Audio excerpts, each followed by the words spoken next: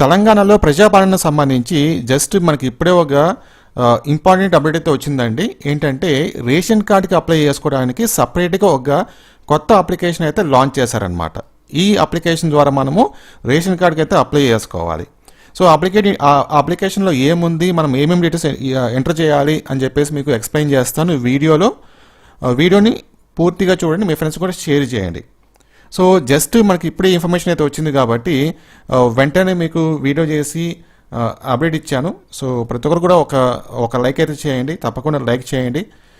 నేను ఇలాంటి మంచి వీడియోస్, మంచి ఇన్ఫర్మేషన్ ఉన్న వీడియోస్ ఎప్పటికప్పుడు ఇవ్వడానికి కొంచెం బూస్ట్ ఇచ్చినట్టు అవుతుంది. ఓకే, చూడండి ఇక్కడ. సో ఇది అప్లికేషన్ అన్నమాట. తెలంగాణ రాష్ట్ర ప్రభుత్వం ప్రజాపాలన రేషన్ కార్డు దరఖాస్తు కొరకు కుటుంబ వివరాలు. సో రేషన్ కార్డు కావాలనుకున్న వాళ్ళు ఈ అప్లికేషన్ ఫిలప్ చేయాలి. యాక్చువల్గా ఇక్కడ ఫోటో అంటించాలి. తర్వాత ఇక్కడ దరఖాస్తుదారు ఇంటి యజమాని పేరు, ఇక్కడ ఇంటి యజమాని పేరు రాయాలి. లింగం అంటే మేల ఫీమేల్ ఇక్కడ రాయాలి. కులము, పుట్టిన తేదీ, ఆధార్ నంబరు, మొబైల్ నంబరు, వృత్తి, కుటుంబ సభ్యుల వివరాలు ఇక్కడ. సో ఫస్ట్ ఎవరి పేరు, సపోజ్ ఇక్కడ హస్బెండ్ పేరు రాస్తే ఇక్కడ వైఫ్ పేరు.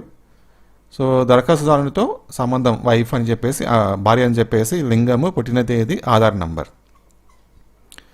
కింద లాస్ట్లో చిరునామా, ఇంటి అడ్రస్ అనమాట, వార్డ్ నంబరు, మున్సిపాలిటీ, మండల్, జిల్లా. సో ఈ డీటెయిల్స్ మీరు ఎంటర్ చేసుకొని ఇచ్చే సరిపోతుంది. ప్రజాపాలనలో ఆ కౌంటర్ దగ్గర మీకు ఈ రసీదు ఇస్తారు వాళ్ళు. ఓకేనా, ప్రజాపాలన రేషన్ కార్డ్ రసీదు, దరఖాస్తు రసీదు అనమాట. ఇక్కడ ఈ రసీదు మీరు పెట్టుకోవాలి.